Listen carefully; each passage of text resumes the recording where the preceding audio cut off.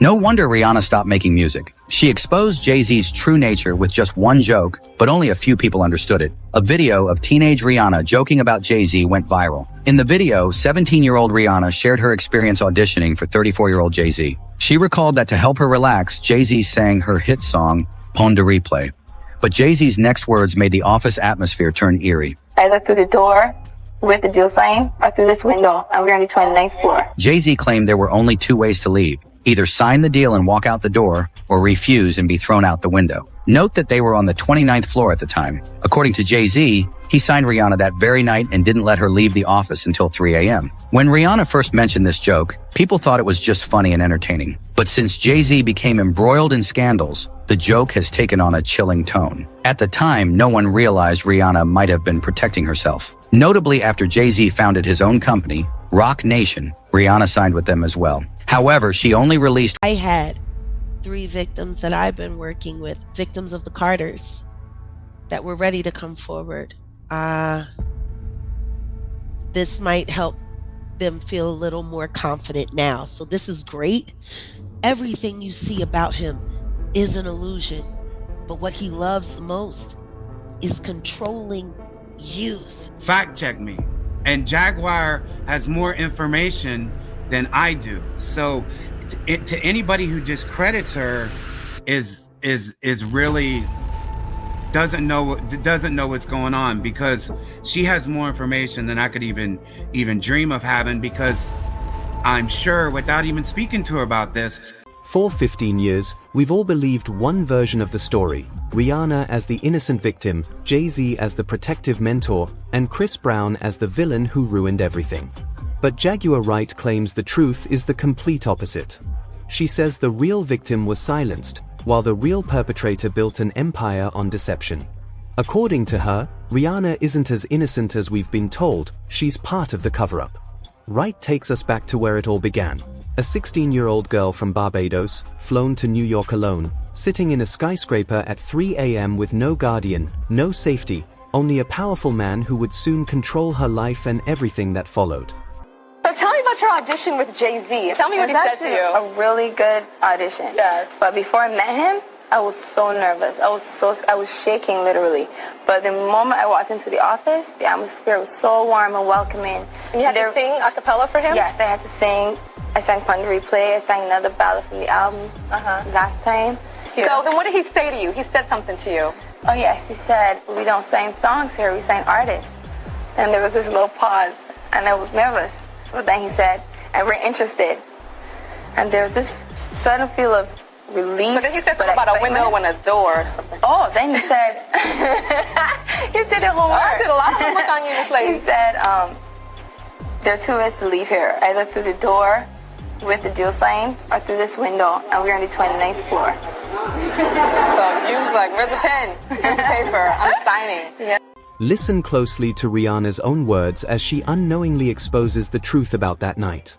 She describes it as just an audition, but pay attention to the details, the fear in her tone, the isolation she mentions, and how she was kept there until signing became her only option. We signed her that night. We didn't let her leave the office. Really? The 3 in the morning was when that contract got signed. So from the meeting around 3, 4 in the afternoon, we signed it by 3 in the morning. Wow. That day I was absolutely certain. How often does that happen? I mean, that's not often. That's unheard of, right? That's not, yeah. I mean, to get lawyers to draft up contracts and then the other side to agree to contracts in 10 hours that's retarded. Now listen to Jay-Z himself, years later, almost bragging about that moment, saying, "We didn't let her leave without signing." Think about that. A grown man admitting he wouldn't let a 16-year-old girl leave his office until she signed her future away. That's not mentorship. That's control. Get discovered. This is an unusual story.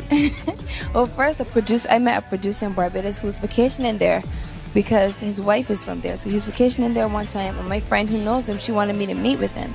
So in a nutshell, I went to his hotel room, I sang for him, and he was impressed. So he invited me out to his studio to do some recording.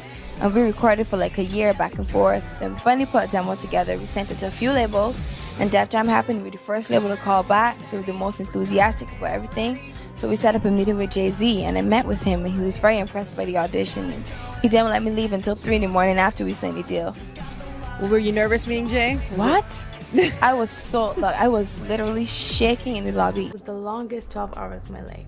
Like, I was just waiting downstairs and I was like, get the contract down here. I want to sign, I want to sign, I want to sign. I was so hyped.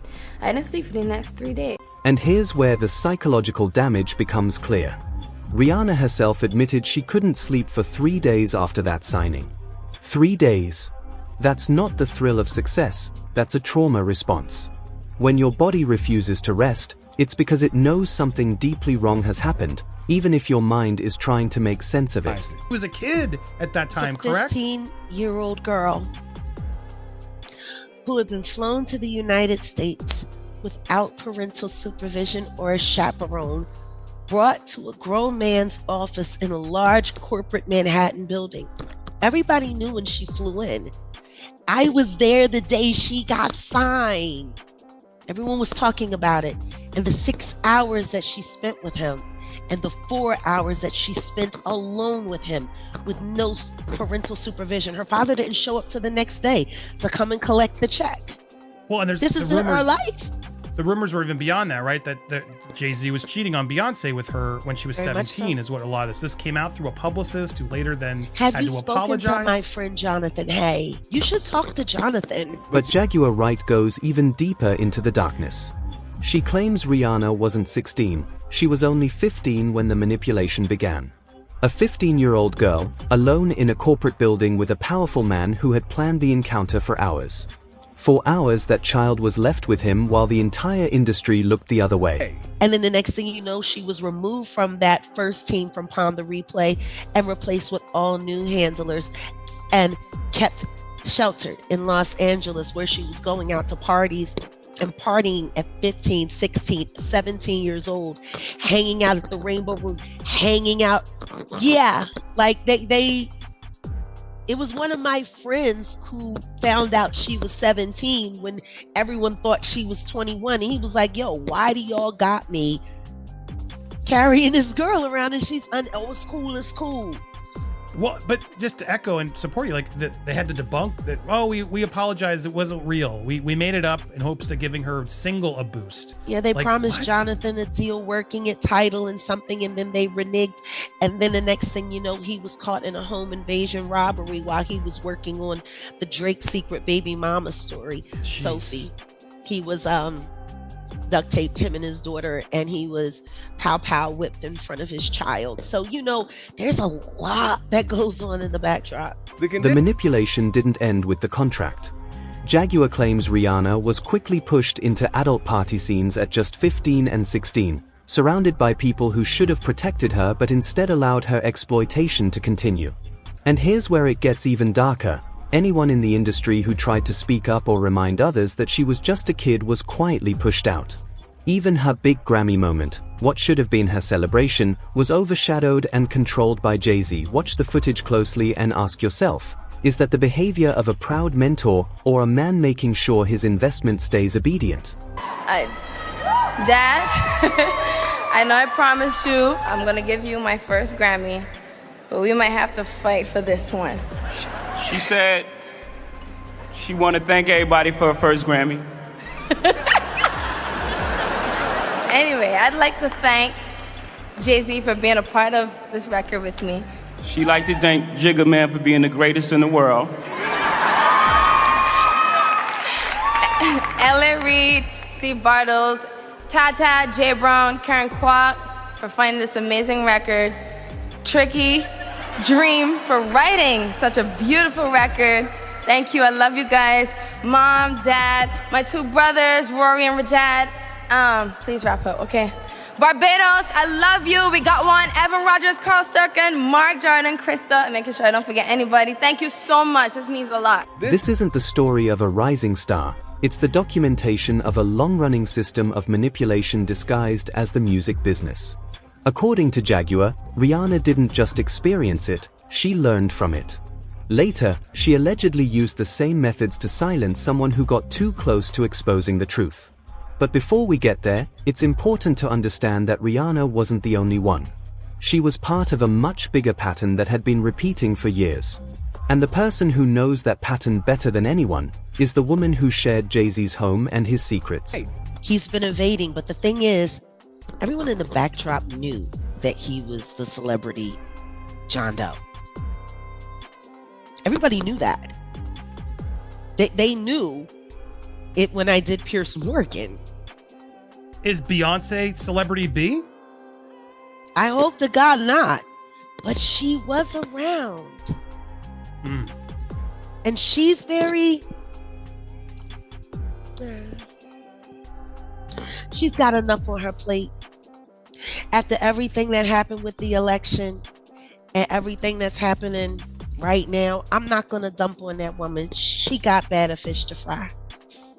Well, what I look, will say is that her husband, she knows exactly who he is. Jaguar Wright drops a revelation that stops everything in its tracks. Beyonce, she says, knows exactly who her husband is and what he's been doing. 4 years, she's allegedly watched the same pattern unfold and stayed silent. Not out of fear, but to protect the empire they built together, an empire worth more to her than the lives affected by his actions.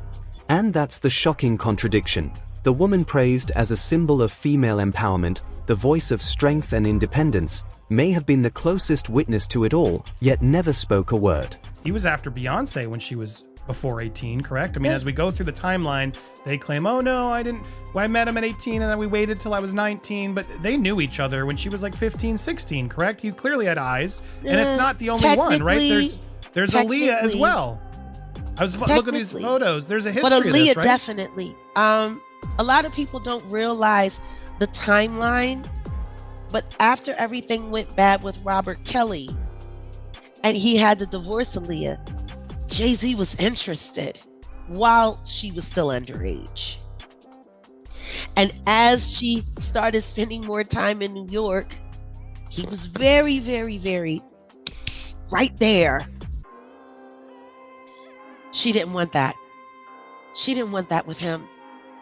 And if there's one thing I can tell you about Sean Carter, being embarrassed and being rejected are things he does not handle well.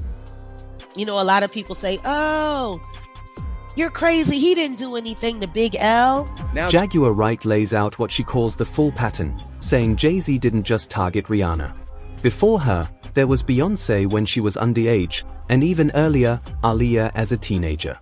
3 young girls, 3 similar stories, 1 disturbing pattern. But Aaliyah was different. She reportedly refused him, and Jaguar claims Jay-Z never handled rejection well. Keep that in mind, she warns, because it connects to what happens to anyone who dares to resist his system.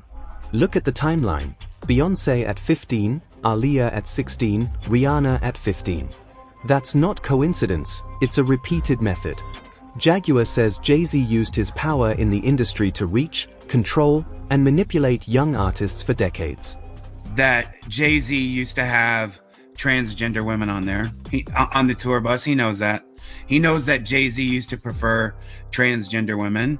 So I don't know why. I wish Dame Dash would come out and, you know, say everything, but maybe in his own way, he's trying to, you know, protect the hip hop culture, and knows how many people could be crushed if he came out and really spoke about Jay-Z's secrets. They set out to do that, you know? Did you personally see Jay-Z with transgender women? You personally? I have, correct. Can you speak on like maybe in what aspect? Is it music video or outside of music videos? It was during the tour. It was during the tour with the Mill, DMX, Jay-Z. The Hard Knock Life. No. Or maybe a different one. Yeah, they had the documentary for it. What was that called? I'll think of it. I'll think of it here in a little bit. Yeah, it was a documentary, backstage or backstage with the Mill and all that. I used to work with her. And I definitely, it was unmistakable. You know, in 2024, the trans women are, you know, it can be hard, you know, like a lot of people that, you know, they don't know, but back then it wasn't as advanced, and you could clearly tell, you know, that was a guy. But the pattern, Jaguar claims, goes far deeper than anyone realized. Industry insider Jonathan Hay once spoke about Jay-Z's disturbing private behavior, actions so unsettling that even his longtime partner, Dame Dash, chose to walk away from him for good. According to Jaguar, this wasn't just about targeting young girls. It was about a man whose conduct behind closed doors drove away those closest to him. And remember, this is the same man who, she says, kept a 15-year-old Rihanna alone in his office for hours. But what makes Beyoncé's silence even more alarming, Jaguar argues, is that she didn't just know about it, she benefited from it. Every time Jay-Z manipulated or controlled another young artist, their empire grew stronger, their brand more untouchable. Instead of exposing what she discovered, Beyoncé allegedly became his most powerful protector, a decision that, Jaguar warns, would later have devastating consequences for anyone who tried to uncover the truth. But before that, you need to understand how Jay-Z maintains control, because the grooming was only the start.